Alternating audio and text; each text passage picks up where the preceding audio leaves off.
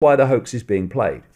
Then you have this lady, Ocasio-Cortez, Alexandria Ocasio-Cortez, a politician who's not long been elected out of New York, who's come out with something called the Green New Deal. The Green New Deal is based on the fact that, according to her, we're going to pass the point where the Earth can be saved 12 years from now. Well, sorry, what about the points we passed before, where we not be able to do anything after this point? But actually, now it's 12 years hence. Well, that's a good thing, isn't it? Because we all should be dead now or going on there. I mean, you know, Al Gore.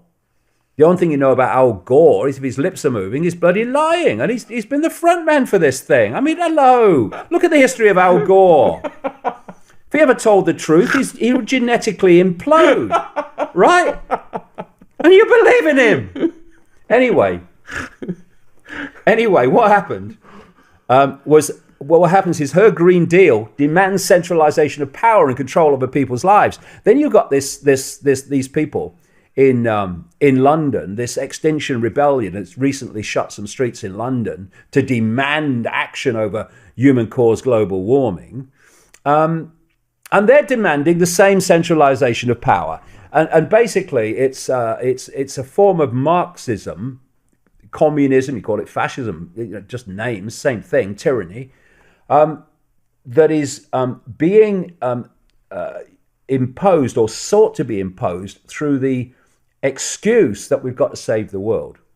And what they have done to young children through the propaganda in the schools to frighten little kids that the world's going to end in their lifetimes is absolutely disgusting, and it's child abuse. And you know, it's been a few phrases I've used over the years, like what you hate you become and what you fight you become.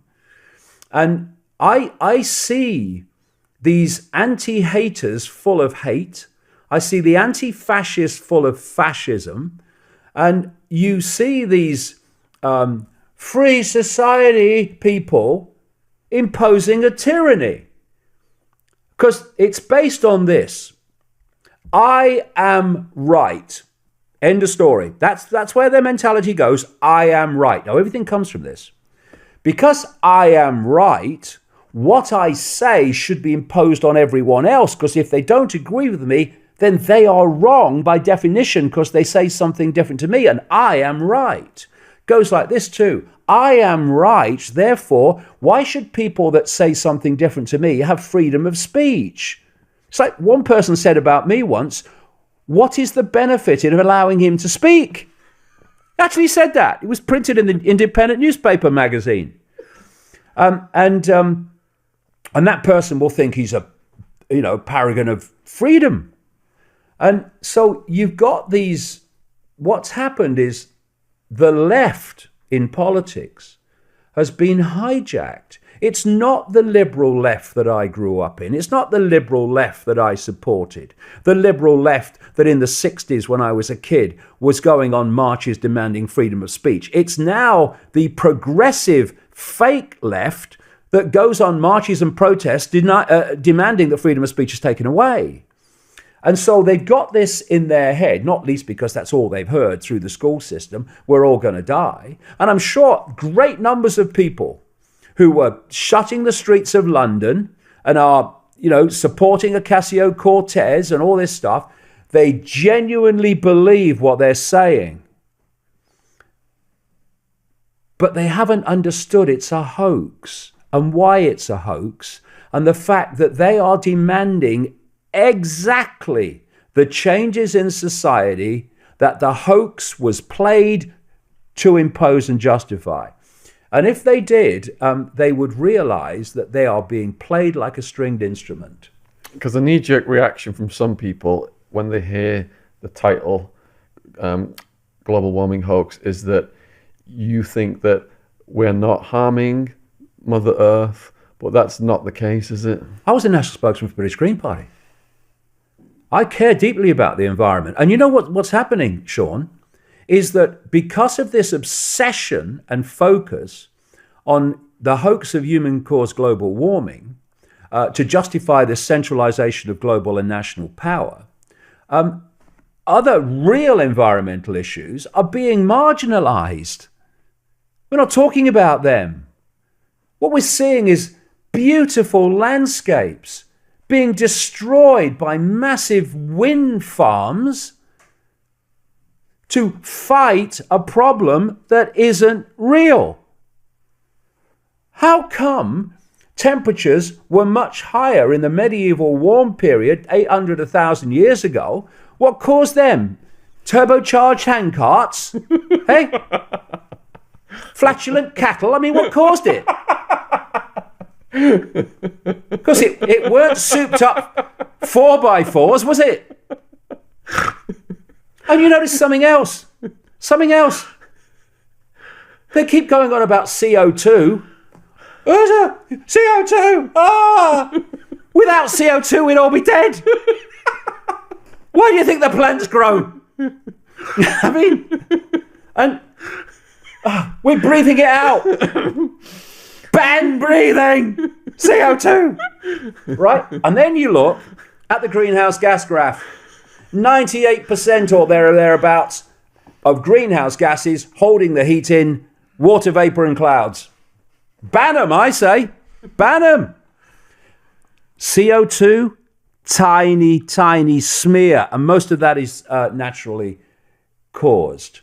So let's demonize the gas of life, shall we? Yeah, that's a good one. Keep saying it enough times and they'll believe that it's real, because everyone knows that, because it's all you've ever heard.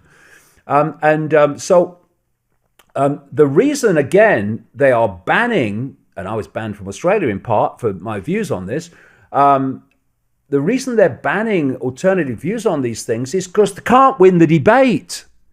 And because they can't win the debate, they shut it down. And you see this all over the place. I was going to say, the one thing you never hear them talk about when they talk about global warming, it's out today. The sun. It's a clear blue sky, and it's the sun. Have you noticed that when the sun comes out, it gets warmer? I have noticed that in my life. So, actually, the sun is a source of heat on Earth, and heat warms, which leads us to global warming. Why is the sun left out of it? See, what happened is you had the medieval warm period when temperatures were much higher than they are now. That's when they were, and warm periods have been times of abundance. Times of high carbon dioxide are abundant, because the more you have it, the more the plants grow and the trees grow, the vegetation grows. It's when it's the cold periods that are the danger, that's when things die. So you had the medieval warm period, and then we came down into what they call the Little Ice Age. And that was when, it's still portrayed to this day on some Christmas cards, with people skating on the Thames in London, because every year the Thames froze over. They used to have ice fairs on the Thames. It was so cold. This was the Little Ice Age after the medieval warm period. And then it hit the bottom and it starts to rise up to present day. Now, there was a guy, actually his wife too, often gets forgotten, called Maunder.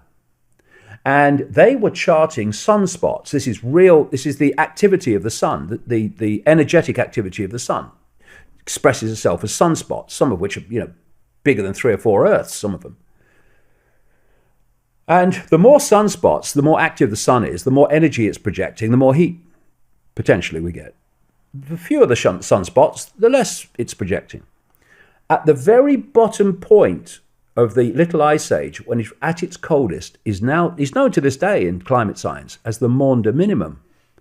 That's when there was virtually no sunspot activity at all. In other words, the heat coming from the sun was much less.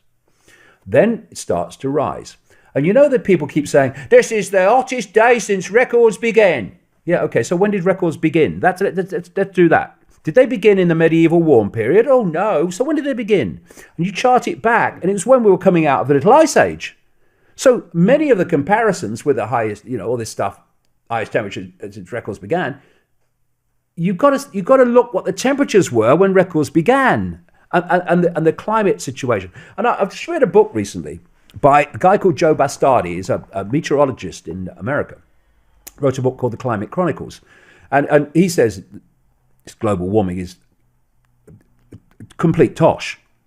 And he's one of these nerdy kind of weather obsessives. Ever since he's been a kid, he's obsessed with weather. So when they were coming out with this, this is global warming, because this is how they do it. Anything, it's hot, isn't it? It's global warming. It's bloody cold, isn't it? It's global warming. And so it goes on,